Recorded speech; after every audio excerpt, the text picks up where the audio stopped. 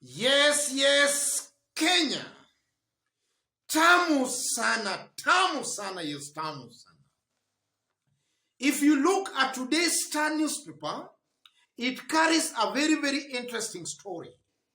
A story that is going to form the basis of our analysis and discussion today. So if in case you've just bumped on this YouTube channel for the very first time, kindly subscribe and also give this video a like. Give it a like, please. Thank you. God bless you. This is the story. Fields threatened to split Ruto's Mount Kenya squad. Then down there, MPs allied to DP want direct tickets against other aspirants for standing with him. That's the story. And if you look at that story, ladies and gentlemen, or if you go through that story, it's just trying to tell us that these Mount Kenya leaders who are currently in UDA supporting William Ruto, they are pushing William Ruto to give them direct tickets to contest on UDA, or rather to contest through UDA party. So what does that portend for William Ruto's politics on the mountain? Or what does it show about these Tanga leaders currently supporting William Ruto? The first thing that comes out clearly from that story is that these Tanga leaders from Mount Kenya, they might be looking for an excuse or an scapegoat to dump William Ruto. The ground might be shifting because now this one is just coming in the backdrop because just yesterday, William Ruto was badly heckled in Kenya constituency. Something that could not happen some times back. So that's also just an indication that the ground might be shifting. The ground might be changing. So these leaders, they see no value of just supporting William Ruto without William Ruto also assuring them of something. I don't think residents of Rift Valley, or let me say leaders from Rift Valley, can give such a demand to William Ruto. In fact, they cannot give that demand. But for these Mount Kenya leaders to come out and give that demand, they simply mean that maybe if Ruto cannot give them direct tickets, then they might even dump William Ruto and go to other parties. Secondly,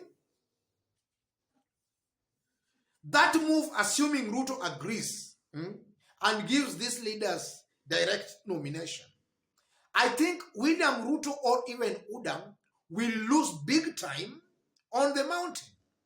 This is simply because in each and every election circle, about 80% of elected leaders are always sent home. So naturally, a majority, let me put it, 80% of these leaders who are currently in Tanga, a good percentage of them, out of 10 MPs, 8 will be sent home. So if William Ruto gives them direct tickets, it simply means William Ruto shall have lost 8 strong aspirants. And that will really augur negatively for his party UDA as far as Mount Kenya politics or even seats are concerned next year. And then thirdly, ladies and gentlemen, it also exposes these leaders that they are just in Tanga, for they know there will be no competition in Tanga. So we can learn something again there, that maybe these leaders are, they quit Jubilee and joined UDA because maybe they feared competition in Jubilee. So they opted for UDA where maybe there will be no competition. So they might be supporting William Ruto in UDA, for they know that they'll be given direct ticket without being exposed or subjected to some kind of a competitive nomination. And then fourthly, ladies and gentlemen, that's also an admission that these leaders, these members of parliament, they already know they are already irrelevant. Already they know they are irrelevant on the ground. Because I don't just understand how a strong leader can ask for a direct nomination. If you know you are genuinely strong on the ground, then there is no need of asking for a direct nomination. You will face your opponents and square with them on the ground. But that's an admission that maybe they, even themselves, they know that they are already irrelevant on the ground. They are already weak on the ground. So they want an easy way out by being given direct nomination. And then fifthly, you know, they are saying they want direct nomination. And when order was being launched, it was launched with some pomp and fanfare. It was premised that this is the party of Mama Mboga.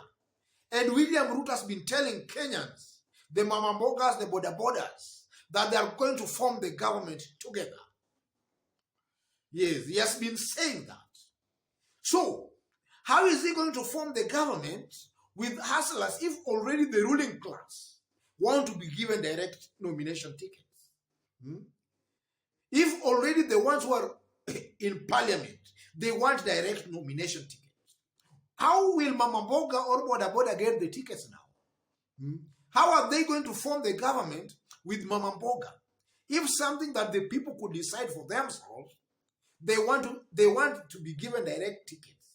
How is Oda or even William Ruto going to form the next government with the likes of Mama Mboga, Boda? That also just exposes this team of Tanga Oda, William Ruto and his brigade as pretenders, hypocrites, people who are drinking wine but preaching water. They are cheating Kenyans. They just coin very nice slogans to fool the masses to vote for them. The truth of the matter is that these are just the dynasties. They are just the ruling class, the usual Kenyan politicians.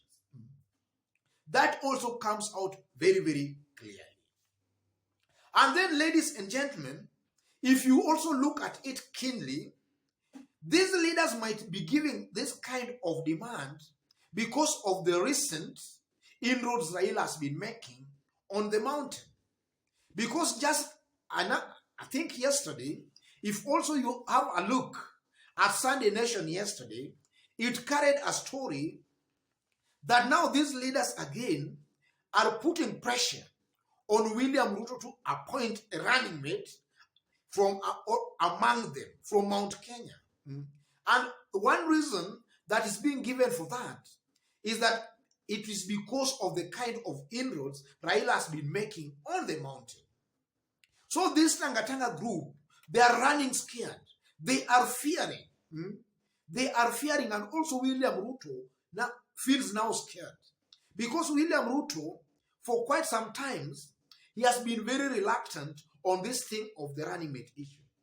But now in Nanyuki yesterday, I think it was yesterday, in Nanyuki, it's widely believed that actually William Ruto himself might have consented to that idea of coming up, or rather picking a running mate from the mountain.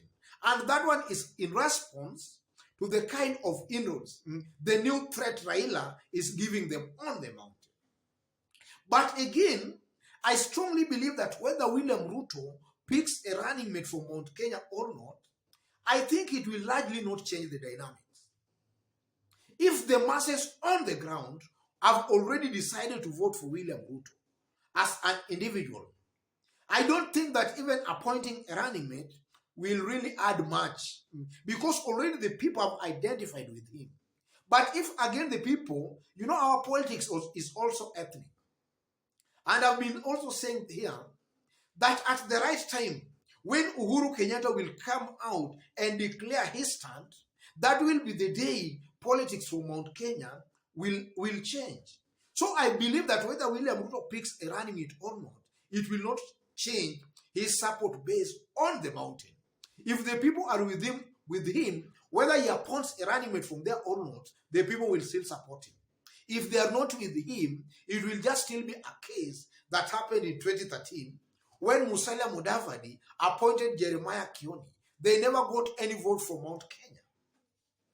and also appointing a running mate from Mount Kenya, if you look at it keenly, might also not be a very good thing for William Ruto. Because that simply means that it shall have locked all other areas, Ukambani, Western, everywhere, coast, from this movement called Hustlers. Because I believe that the best thing for William Ruto, if he knows for a fact that the people there have already decided to support him, let him look for a running mate from an area like Ukambani. Let him negotiate maybe a deal with Kalonzo or even with Musalia Mudavadi. He can just get some extra vote as a result of that. But if he appoints a running mate from Mount Kenya, then I just know the ethnic card of two communities dominating other communities for over 60 years, that one will be used very actively and very successfully against William Ruto. It is not a prudent idea. And from where I sit, I can advise him not to do that. Otherwise, ladies and gentlemen, just as I did state when we were starting, if you've just bumped on this YouTube channel for the very first time, kindly subscribe and also give this video a like. And again, if you are watching us for the very first time and you are watching us outside of Kenya, kindly drop a comment and let us know from which part of the globe you are watching us from. Drop a comment. And what I've said here is largely my opinion. You are free to differ with what I've said, but you can only do that again by dropping a comment to also let us also know what you also think. Drop a comment and maybe let me also know what you also think. God bless you. God bless Kenya. Tamu sana, tamu sana.